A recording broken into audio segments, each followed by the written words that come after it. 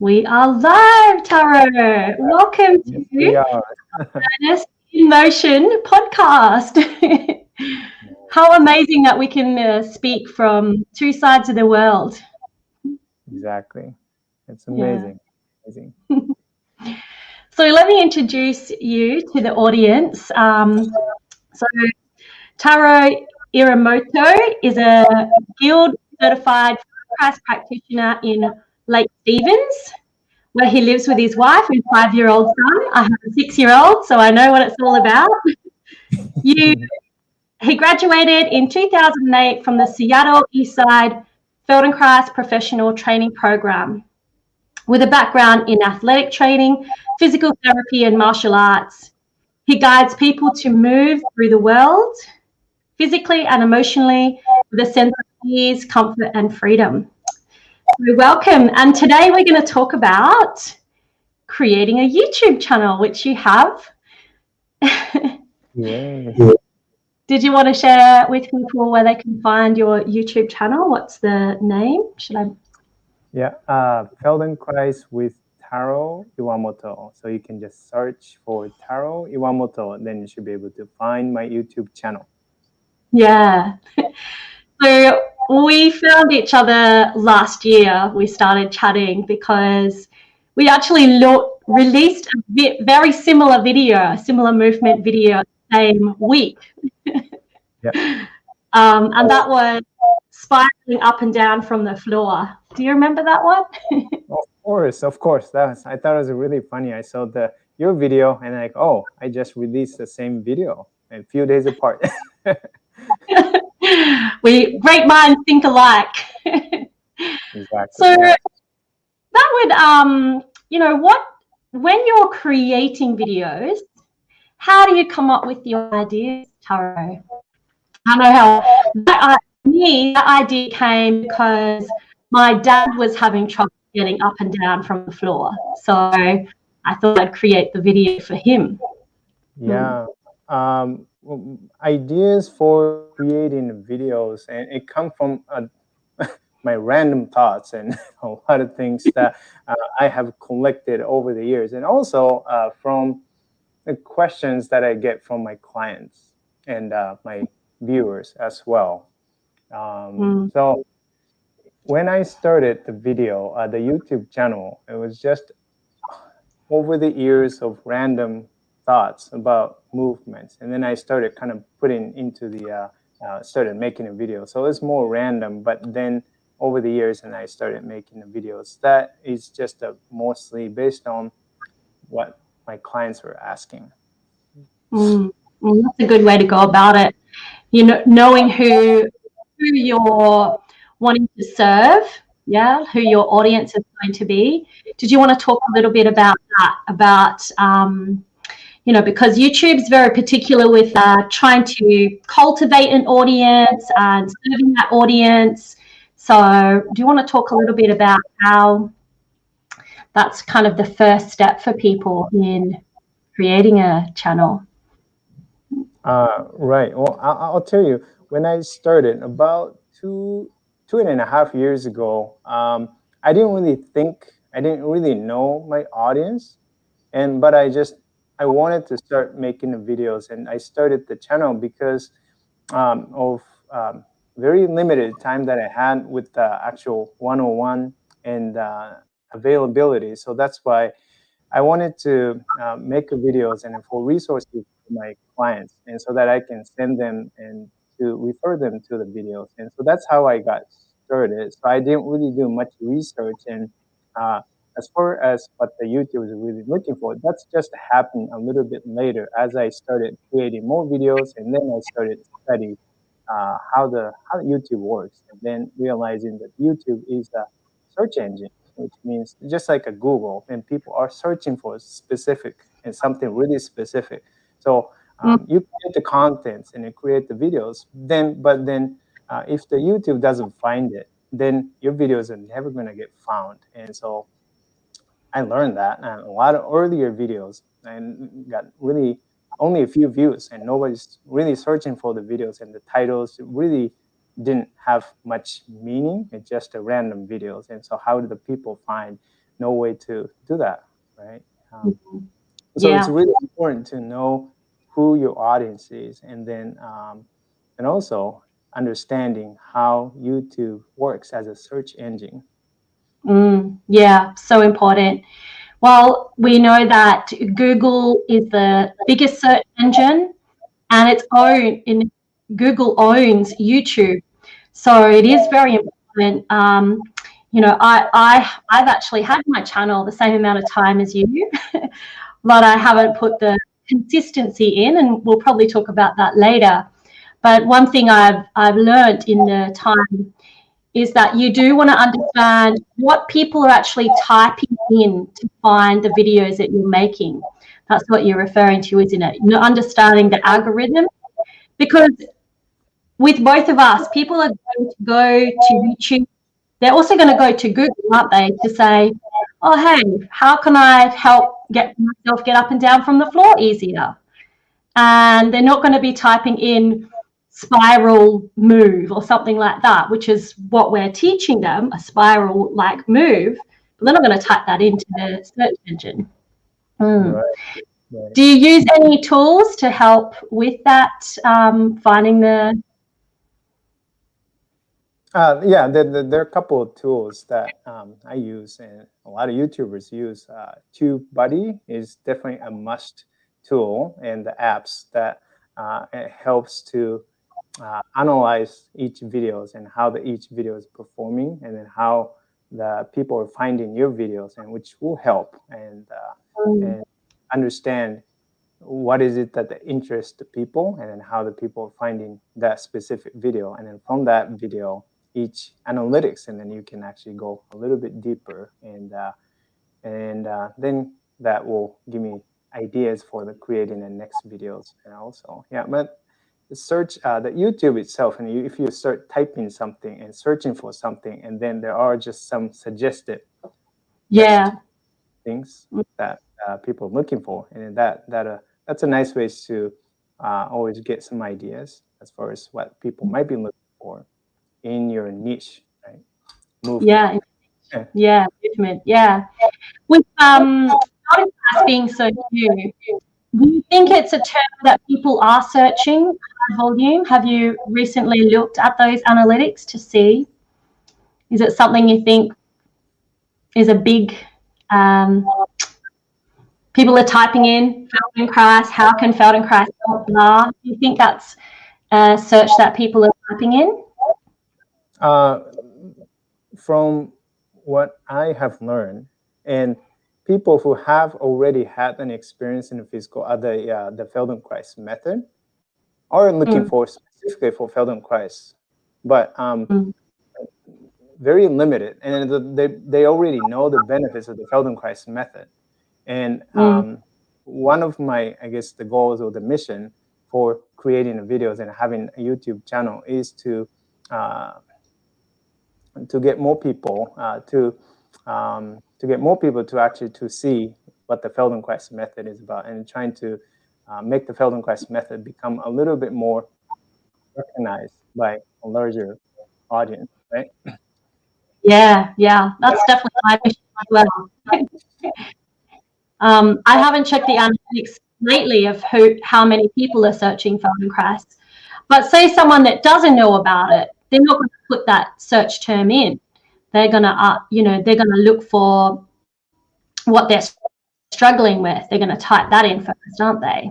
So, so it's good. I think that's the learning curve. I think a lot of people that are coming to the channel, they want to create amazing videos, but they're titling them according to something clever or something they think sounds good, but it's not going to help them in the search algorithm, is it?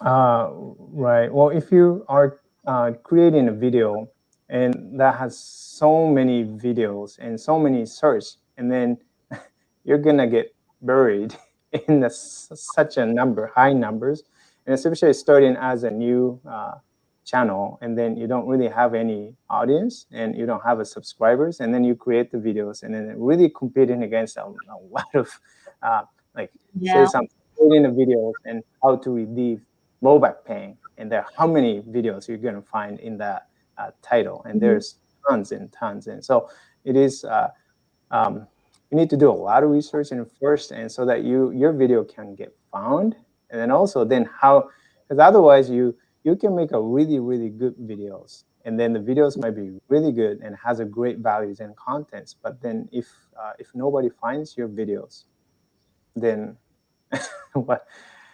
And it's not going to be it's only going to be as good as people find. So that's a hard part. That is the hard part. It is the hard part. It does get hard. What is another tip that you could give the audience on how to grow on YouTube? What's one tip? One tip, I would say, the most important tip: be consistent.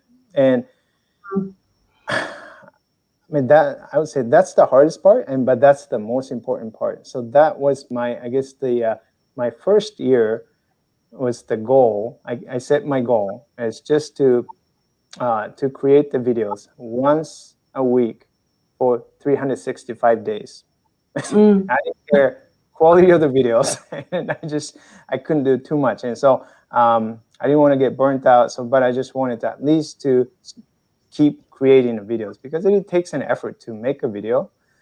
But once you start making the videos, and after a while, and then you kind of start to build up muscles, and to do that, you get better. And then, but unless you create the videos and you have done a while, and you really don't know what's working, what's not working, and then what the people are looking for, and then it just starts to pile up and more videos and your videos, and you will be collecting feedback from your audience, and then you start to understand what the people are liking, and what part of the videos that the people aren't liking, and then you get the comments, and then you starts to making an adjustments, and as you go along, and then you can improve it. But if you don't do it, if you don't start, then you can spend hours and hours and time in trying to do research, and then but really not going anywhere. So I would say start first, and then start making the videos consistently, and after that, then and starts to you get enough feedback, and then so you know actually what you need to make, what change you need to make, and so forth. So true with the consistency. I was consistent the start of last year, then COVID happened. It's interesting because today on my memories on Facebook, it came up my post of how many subscribers I had this time last year. And I've actually doubled my subscribers since then. So I was like, well, that's a little bit of a win, even though I'm still up to 1,000. But I also don't like to think of the subscriber count as a metrics for how well I'm doing. Do you want to talk a little bit about that? Because I know a lot of people, audience members, might be thinking, but maybe they've started a channel and they've only got a few hundred, or maybe not even 100 yet. How do you keep going when you're worried about how many subscribers you're getting, do you think? Right. Yeah.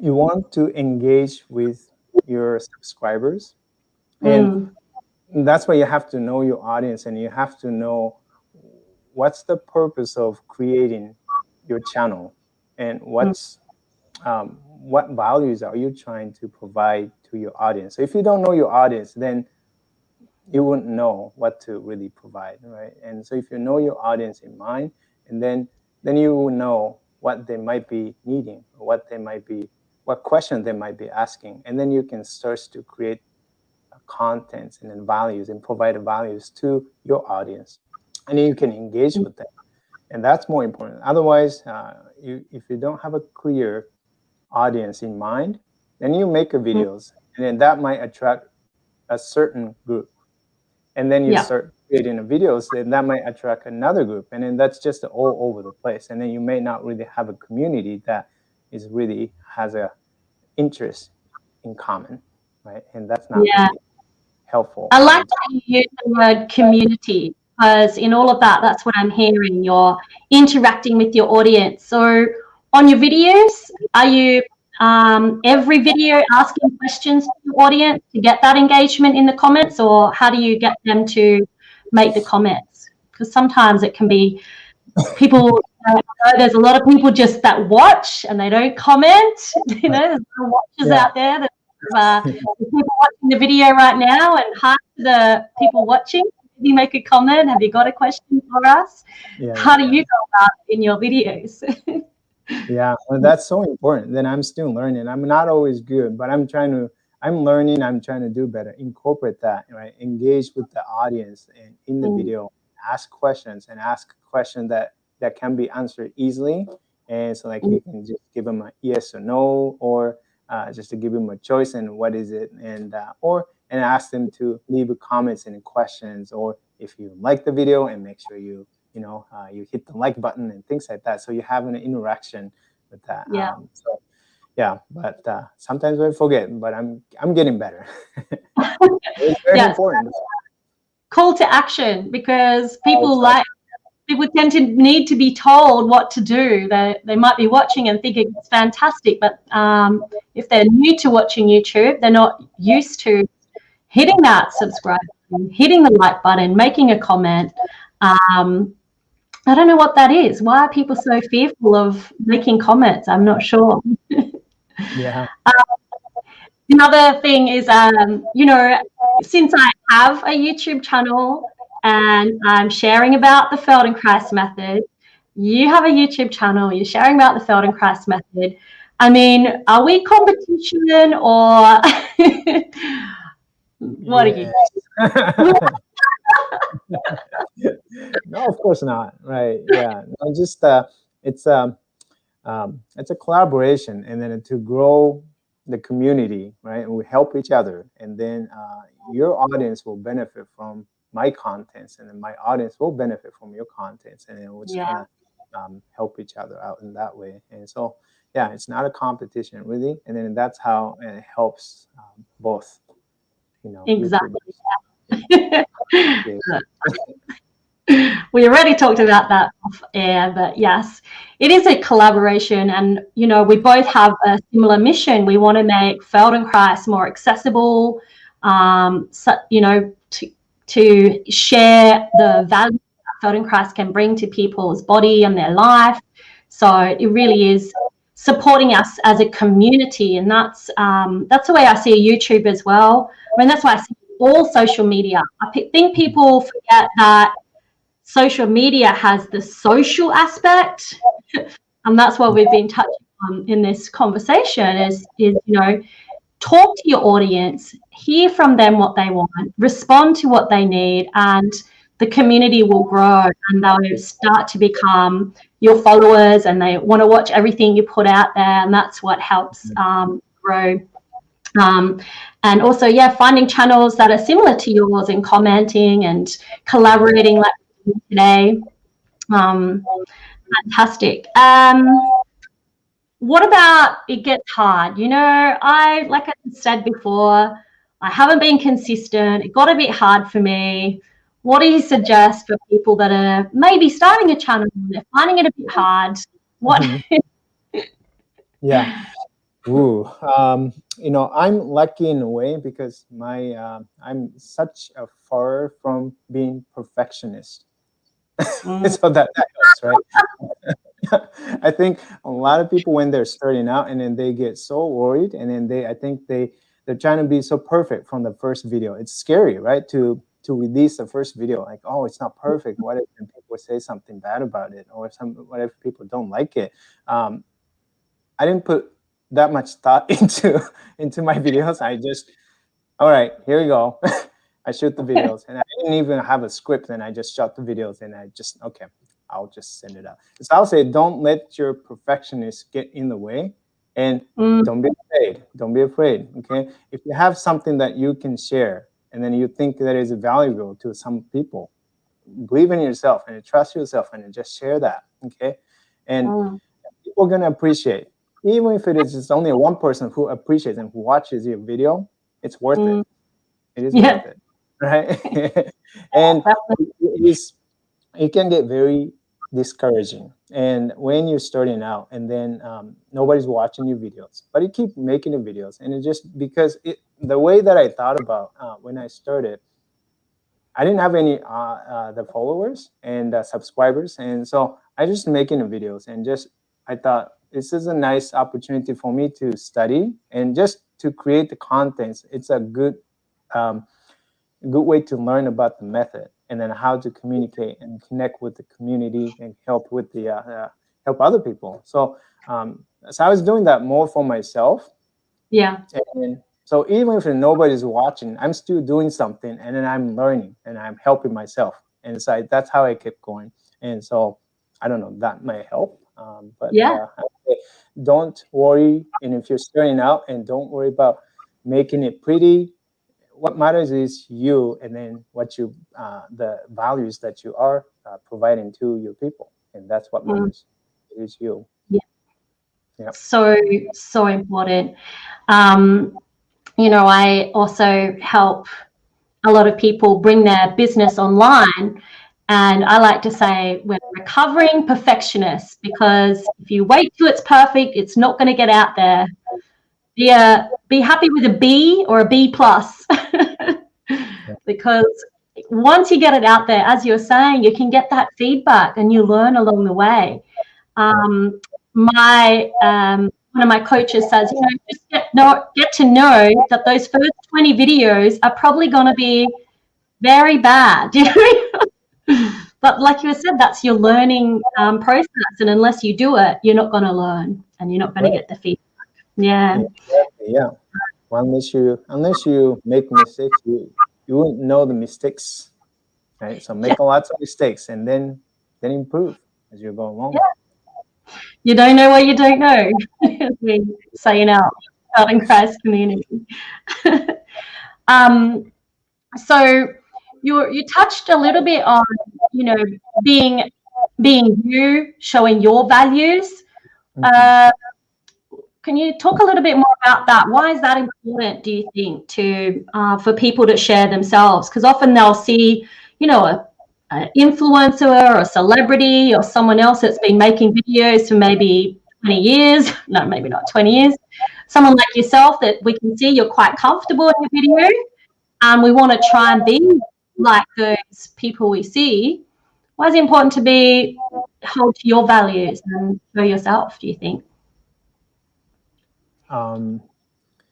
It's so easy to compare you into somebody else, and somebody who has more influence and more subscribers, and then because you're studying from them, and then so naturally, I think, you know, people want to try to copy or trying to be like somebody else, but that doesn't feel good, and that doesn't feel right, and then you don't come out as natural, as authentic, and you feel that, and then people can feel that too. Yeah. Right? But you can if you do the search, and then you start to see the theme, the common topics, right? So you can cover the same topics, but then you share your own unique perspective, approach from your own perspective, and then bring your personality to it, and then in a way that makes you feel like you, right? So you're not trying to be somebody else, and that just drains you, and then you can't really last that long in doing that. So true. So Amy has just said that she appreciates that you're saying that the first video might be really bad. Yep. Just keep doing them. Right. Yeah, I think that's a really good point to make, to be yourself. I know that it can be hard, but it's like, I link it to like you're telling a lie. If you're going to lie, then you have to keep lying to exaggerate that lie, and eventually it just gets hard and people find out anyway. So being more you, and I'm seeing that in a lot of different people that I follow on YouTube that have bigger channels. They're talking more and more about showing up as yourself, as your values, because at the end of the day, you know, we might make similar videos, but we're both going to have a different take on it. Some people are going to like your video because of you and your personality. Some people are going to like my video because of my personality. But they'll get something out of both of us, even though it's about the same video. So what else do you want to share about starting a channel, and where would you, okay, if someone's watching this and they're like, oh, I'm inspired to create a channel now, what would be the very first video they could create, or what would be the step after they've actually set their channel up? What would you suggest be a good first video or good first couple of videos? Oh, that's a really good question. What do you think? Right? Yeah, what do you think? I would probably suggest starting out just by introducing yourself and what kind of channel, what kind of videos you're going to create on your channel. Maybe a little bit of a story about where you started and why you now want to share what you're doing on YouTube. What do you think? Yeah, right. Yeah, so the intro, right, of your channel, introduction of yourself, and then what the channel is about, and then who is this channel is for, and just briefly, you make that video. And just to make that video alone, you have to think a lot and to put a lot of thoughts into creating that, because that's condensed, and then that you have to really know what are you trying to provide. If you don't know, you can't make it in 1 minute. That's hard. Yeah. It is hard. Yeah. It's hard to say more in less time, to be really clear about what you're saying. That's what I'm finding. But the clearer you can be within a minute, the better, you know.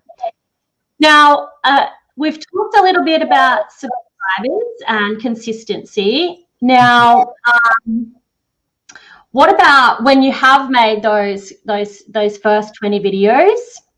You did talk about how you got the feedback. Where do you go for that feedback besides the comments? Do you watch because the other thing that YouTube looks at is the length of time that someone watches the video. Do you check out those analytics, or do you think that's important to understand those? Yeah. Yes, it is. Retention times is important, right? The watch view numbers, not as important as the retention time, because people click through and then quickly click away. And does that tell you about people not interested in watching it through the entire video? So then, yeah, if you use the analytics, and then you can see where's the drop off, and then you can check that video, and then like, why is it the people losing the interest? What happened, and what can you improve? And then I haven't done a really good job on improving that, but I am working on that. Yeah, but it's very, very important, because you have to people engaged, and you have to keep people engaged throughout. And if you're just staying neutral, and then you start talking and then not really getting into the point, then of course the people are going to click away and move into somebody else's channel, right? Yeah, so retention time is important, and then you can learn a lot about that from the analytics, right? Yeah, absolutely. Yeah, I think you said an important point at the beginning of that. It's that initial 5 or 10 seconds that you've got to hook them in, isn't it? You can't be like, start your video saying, hello, I've been doing this for 20 years, and, going into your life story before getting into the content. But that first initial hook or statement, do you have something that you start with? Yeah, if you have watched my videos are pretty simple. Hi Yeah, there, I have. my name is Taro Iwamoto. I'm a Feldenkrais practitioner. In today's video, I'm going to show you this and this and this. Let's get Yeah, started. It's something like that. So let's get right into that, right? Instead yeah, of trying to, people are not clicking and to watch and to learn about you. People are clicking to watch the content that's specifically what they're looking for, right? So let's just not waste their time, and then let's just get into that. And then you can talk a little bit about yourself and other things in the middle, but yeah, but you don't want to really waste the first long time and before you get into the actual content, right? yeah. So true. Yeah. I think the analytics would show that too. If you keep continuing just to talk about yourself, that drop will happen. There won't be any retention time, view time. Yeah. The other thing I noticed about YouTube is this engagement, the thumbs up or the thumbs down. Hmm. And I know that YouTube doesn't distinguish between the thumbs up or the thumbs down. It just sees it as engagement. So if anyone's watching, don't worry about the thumbs down, because to YouTube doesn't make any difference. It's not that you're going to be demoted for your videos. I thought that was like that. Yeah, because you're not going to appeal to everyone, are you? No. Have you had any trolls or any negative comments, Taro, in the time you've been on YouTube?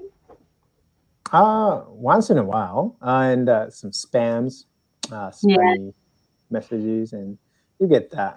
But you report it if it is a spam, and then you report it to YouTube. But otherwise, some negativity that makes other viewers, subscribers uncomfortable, then yeah, you can delete it. But for the most part, if it is just personal or about the videos, and then I leave them. That's fine. Yeah. Yeah. You don't respond? How do you react to the negative comment? You respond? I do respond. Yeah. It depends on the comments. If it is about their experience, if they've had negative experience through the lessons, through the specific movements, and then I want to dig in a little bit more. So, what is it that specifically that did not work for them? And Yeah. so that I still have a conversation. I'm not going to leave them and just say ignore. But I still like to engage with them, even if it is a negative comment that I like to learn and then talk with them. Yeah, good. I thought that's a good point to bring up, because sometimes that might be a fear of people starting out. They don't want those negative comments, but the reality is you want to get them. And I like to think about, well, how would I respond before it happens, so I'm less reactive to the negative comments. I'll pop up your website if people want to find you on your website. We've mentioned your YouTube channel. This has been a fantastic conversation. Is there anything you want to comment before we wrap this up? I think we covered everything, unless there's anything else. Let me see. Yeah, we talk about the apps and Yep. Do you have anything like as your YouTuber? No, that's it. I guess we could just briefly go through what we covered today, for those that maybe weren't on the start. So we talked about how important it is to cover consistency. That's number one if you're going to start on YouTube. And hopefully this is going to inspire me to be more consistent with my channel. I'm trying to be consistent with my interviews, but I would like to also do some edited videos. Staying true to yourself, being authentic. Did you want to say a little bit more about that, Taro? Because and getting used to, well, I guess getting comfortable in front of the camera, it takes a practice, and I never done that before, so I was very uncomfortable first in the beginning, and then even I got used to it. So anyone can get used to it. It's just a matter of practice and doing it. And then the more you practice, the more comfortable you get, and then the more natural and the more authentic you're going to be. That's it. So if you become so worried about other people, and then you start to trying to make yourself behave and then act like some other people, talk like other people, then that's not you. So just always remember, keep in mind, what's your passion? What are you trying to bring to the world, right? And then what are you trying to share? And who is it that you are serving? And always remember that. And then just be yourself. Yeah, so important. That was the next thing I was going to say. Remember who your audience is that you're serving, because without them, then you're not going to have the view time, you're not going to have the watches, and you're just going to be making videos for yourself. We talked a little bit about asking your current students, or getting ideas from the questions you have from your current students or people around you. I think that's a really important point to make. So if people want to start out, often the clients that I work with to bring them online, that's some of the first content pieces I get them to create. Like, what questions are people asking when they come to your classes? Don't see people as competition, see them as collaborators, community. Did you want to say anything more? Yeah, it's much healthier way to do that. And then because the reason why it's not a competition is because you're being yourself, and then they're being themselves. That's it, right? And then so that's how you differentiate you from others, right? So you're not really competing and you're trying to push them, anything like that. Yeah. With them, right?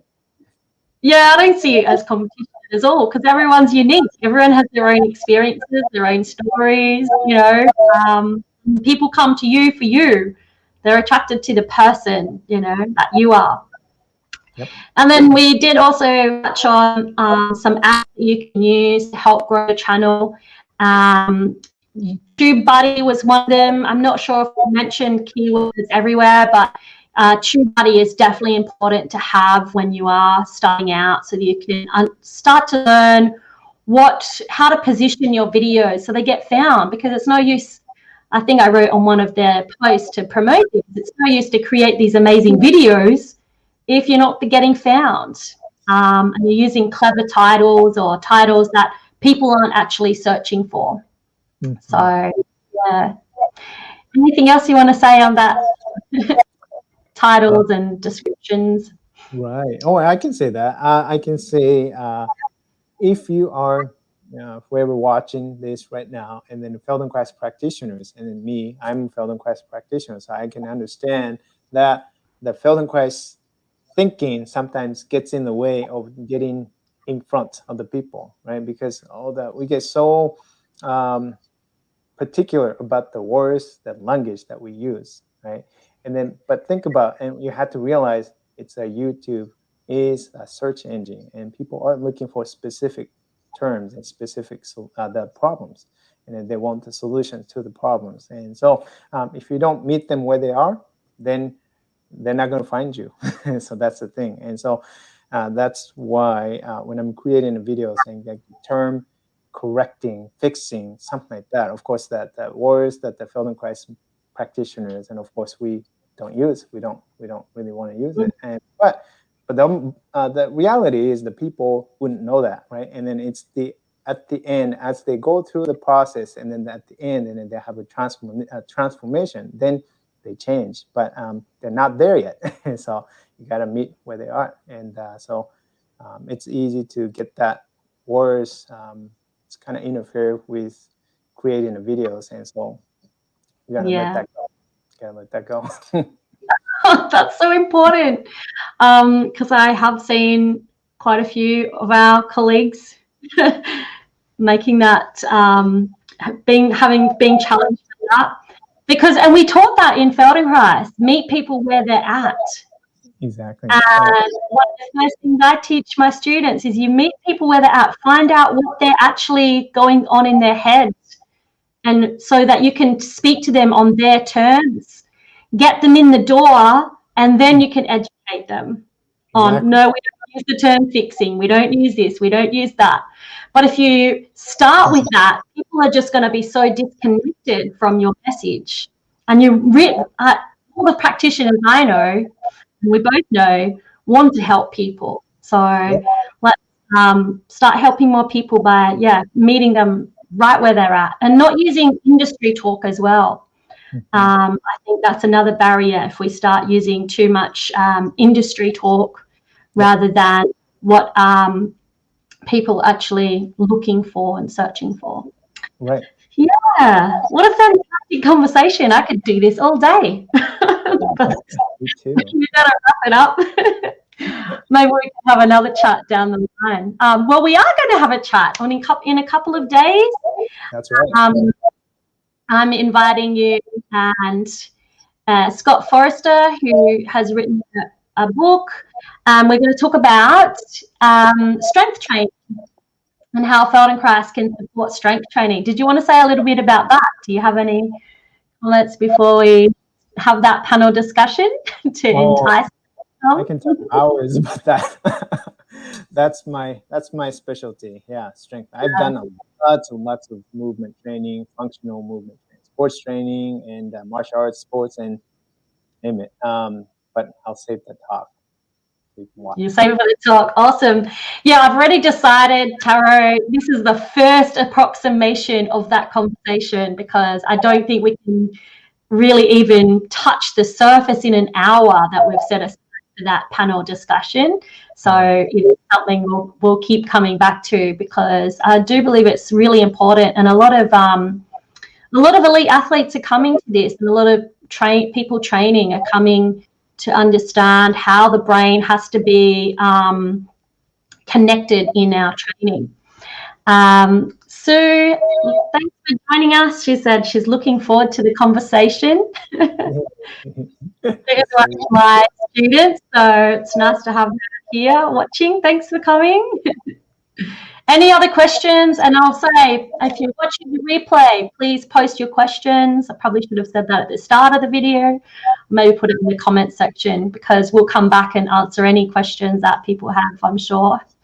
Yeah. Yep. All right. Any last words, Taro? And then we'll meet again on Friday. And if people want to come to the conversation on Friday, you will need to join Movement Online Academy. I'll post the link and you can access the Zoom call that we're having. Taro, do you have any last words? Well, thank you for having me. It's been wonderful. And we can do it again. Oh, yay! Next week? No. If you are watching this, and be sure to subscribe to our channels. Please. Yep. And not just subscribe, comment, share in the comments what you think of the videos you're watching, because if you have any questions there, that will probably make a video about it. So absolutely. Yeah. Please leave the comments and let us know any questions. Thank you so much. Thank you. I'll end the live stream. Bye, everybody.